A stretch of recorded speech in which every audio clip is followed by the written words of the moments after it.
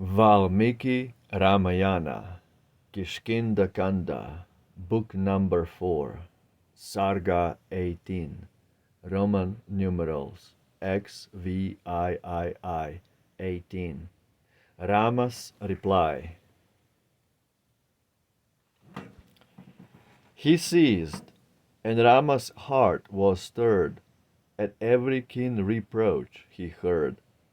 There Bali lay, a dim, dark sun, his course of light and glory run, or like the bed of ocean dried, of his broad floods from side to side, or helpless as the dying fire, hushed his last words of righteous ire. When Rama with his spirit moved, the Vanar king in turn reproved, "Why dost thou, Bali, thus revile, and castest not a glance the while on claims of duty, love, and gain, and customs o'er the world that reign? Why dost thou blame me, rash and blind, fickle as all thy Vanar kind, slighting each rule of ancient days, which all the good and prudent praise? This land, each hill and woody chase, belongs to old Ikshwaku's race.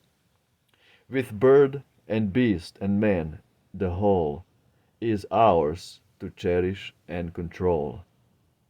Now Bharat prompt at duty's call, wise, just, and true, is Lord of all. Each claim of law, love, gain he knows, and wrath and favor duly shows. A king from truth, who never bends, and grace with vigor wisely blends. With valor worthy of his race, he knows the claims of time and place. Now we and other kings of might, by his ensample taught are right, the lands of every region tread, that justice may increase and spread. While royal Bharat, wise and just, rules the broad earth, his glorious trust, who shall attempt, while he is Lord, a deed by justice held abhorred?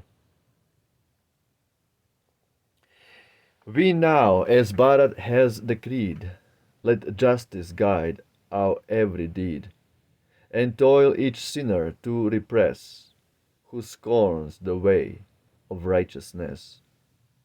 Thou from that path hast turned aside, and virtue's holy law defied, left the fair path which kings should tread, and followed pleasure's voice instead. The man who cleaves to duty's law regards these three with filial awe: the sire, the elder brother, third, him from whose lips his lore he heard. Thus too, for duty's sake, the wise regard with fond paternal eyes the well-loved younger brother, one their lore has ripened and a son. Fine are the laws which guide the good, abstruse and hardly understood. Only the soul enthroned within the breast of each knows right from sin. But thou art wild and weak of soul, and spurnest like thy race control. The true and right thou canst not find, the blind consulting with the blind. Incline thine ear, and I will teach the cause that prompts my present speech. This tempest of thy soul assuage, nor blame me in thine idle rage. On this great sin thy thoughts bestow, the sin for which I lay thee low. Thou, Bali, in thy brother's life, hast robbed him of his wedded wife, and keepest scorning ancient right, his Rama for thine own delight. His Ruma for thine own delight. Thy son's own wife should scarcely be more sacred in thine eyes than she. All duty thou hast scorned, and hence comes punishment for dire offense. For those who blindly do amiss, there is, I ween, no way but this: to check the rash who dare to stray from custom which the good obey. I may not, sprung of Kshatriya line, forgive this heinous sin of thine. The laws for those who sin like thee, the penalty of death decree. Now Bharat rules with sovereign sway, and we his royal word obey. There was no hope of pardon, none, for the wild deed that thou hast done. That wisest monarch dooms to die, the wretch whose crimes the law defy. And we, chastising those who err, his righteous doom administer. My soul accounts Sugriva dear, and as my brother Lakshman here. He brings me blessings, and I swore his wife and kingdom to restore. A bond in solemn honor bound, when Vanar chieftains stood around. And can a king like me forsake his friend and plighted promise break?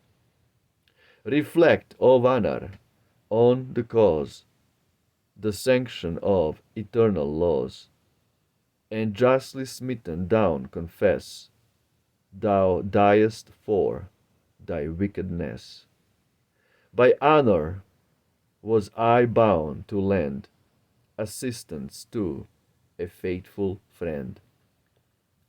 And thou hast met a righteous fate, thy former sins to expiate. And thus wilt thou some merit win, and make atonement for thy sin.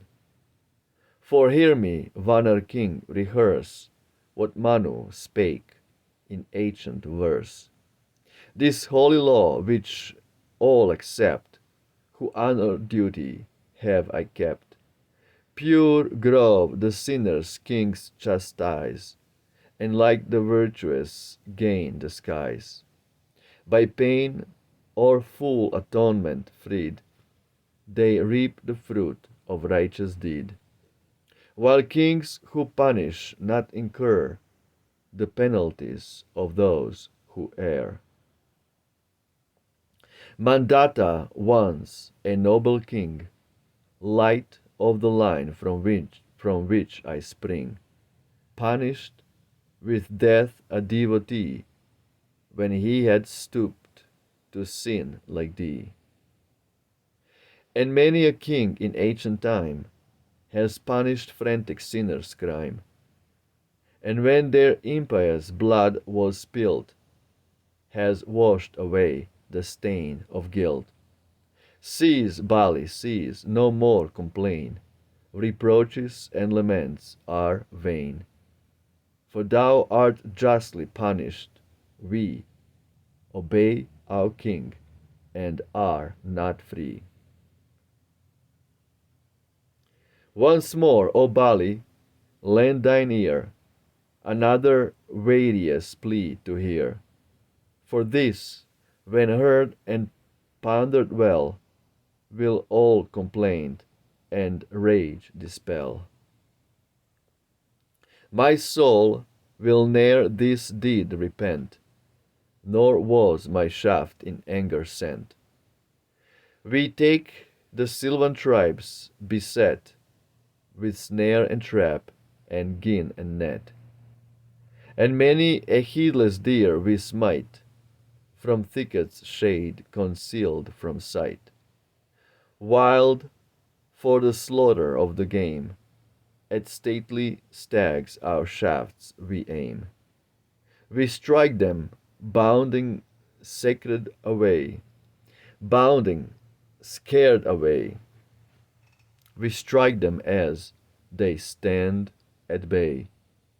When careless in the shade they lie, or scan the plain with watchful eye, they turn away their heads we aim, and none the eager hunter blame. Each royal saint, well trained in law, of duty loves his bow to draw, and strike the quarry, and as thou hast fallen by mine arrow now, with him are or unaware, fighting with him or unaware, O Vanner thou, I little care. But yet, O best of honors, know that kings who rule the earth bestow fruit of pure life and virtuous deed, and lofty duties, hard-won meed. Harm not thy lord the king, abstain from end and word that cause him pain. For kings are children of the skies, who walk the earth in men's disguise. But thou in duty's claims untaught, thy breast with blinding passion fraught, assailest me who still have clung to duty with thy bitter tongue.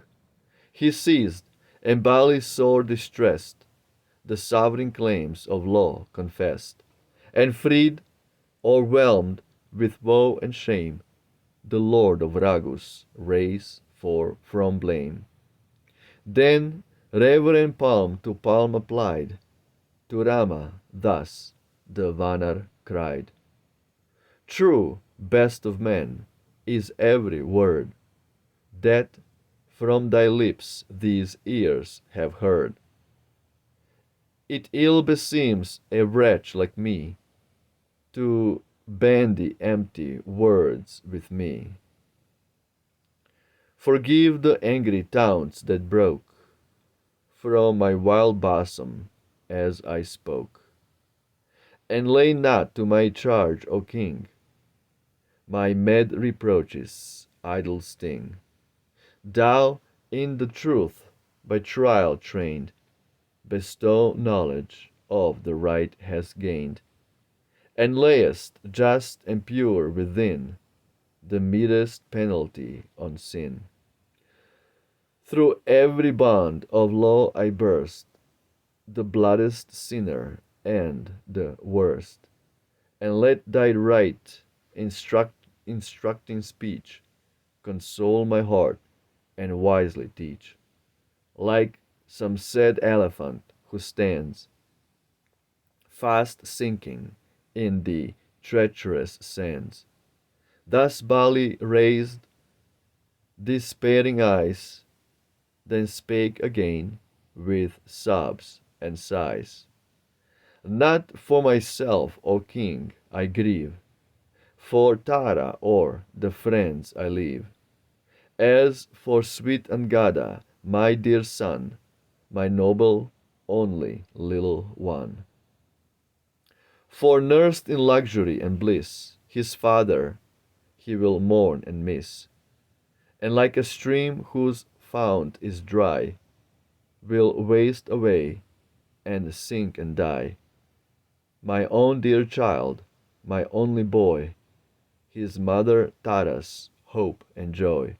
Spare him, O son of Raghu, spare the children entrusted to thy care. My Angad and Sugriva treat, and as thy heart considers meet.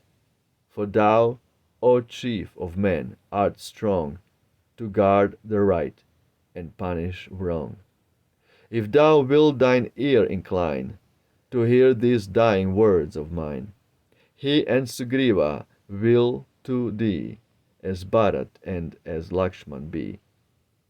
Let not my Tara, left forlorn, weep for Sugriva's wrathful scorn, nor let him, for her lord's offence, condemn her faithful innocence. And well and wisely may he reign, if thy dear grace his power sustain. If, following thee, his friend and guide, he turn not from thy hest aside, thus may he reign with glory, nay, thus to the skies will win his way. Though stayed by Tara's fond recall, by thy dear hand I long to fall. Against my brother rushed and fought, and gained the death I long have sought. Then Rama thus the prince consoled, from whose clear eyes the mists were rolled.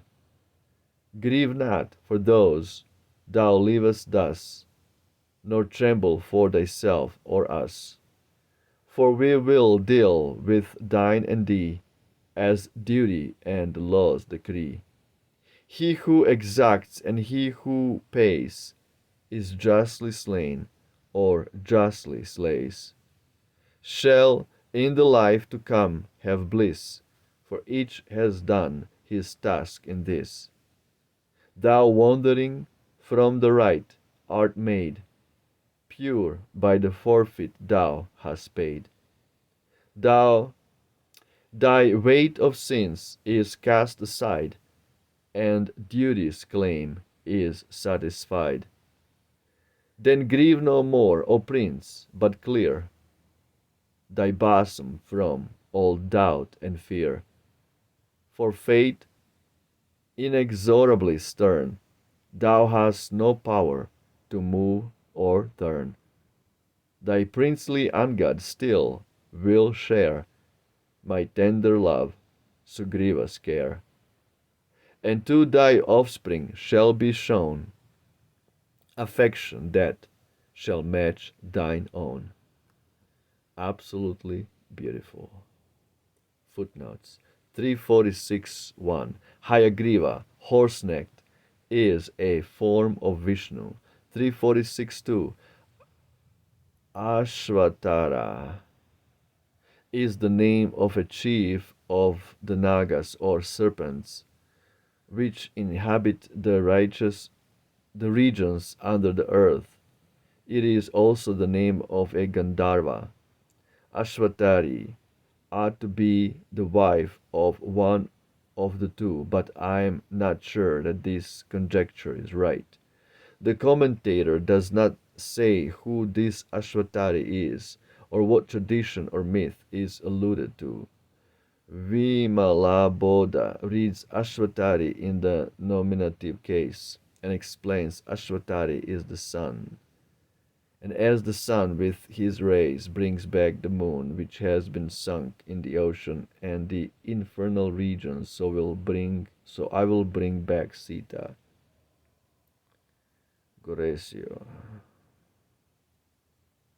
346.3. That is, consider what answer you can give to your accusers when they charge you with injustice in killing me. 347.1. Manu, Book 8, 318. But men who have committed offense and have received from kings the punishment due to them go pure to heaven and become as clear as those who have done well. 347.2. Mandata was one of the earlier descendants of Ikshvaku. His name is mentioned in Rama's genealogy. Page 81. 347. 1b. I cannot understand how Valmiki could put such an excuse as this into Rama's mouth. Rama, with all solemn ceremony, has made a league of alliance with Bali's younger brother, whom he regards as a dear friend and almost as an equal, and now he winds up his reasons for killing Bali cooling, by coolly saying, besides, you are only a monkey, after all, and as such I have very right to kill you how, when, and where I like. Yeah, no, it's not just like that. Rama clearly said the reason he killed Bali is because Bali kidnapped and raped Sugriva's wife. And there is no excuse when somebody kidnaps someone else's wife, the punishment is death. Kidnapping, the punishment is death. So that's why Rama said the reasons why he killed Bali. Bali was kind of like surprised why he was unjustly killed like that. But then also Rama explained in all these snares and all these traps in the forest, there's so many living entities are killed unnecessarily. He also pointed to that too. Hunting is good when you need, it's okay when you need, right away to kill an animal and you need food, but for sport, for just for killing and for selling, and that's punishable. That's not good. Absolutely beautiful chapter. Rama explains to Bali why he killed him the way he killed him, because he deserved it. Stealing someone else's wife is punishable by death. Amen. In this way, when you have this kind of laws, nobody will dare to kidnap or steal someone else's wife.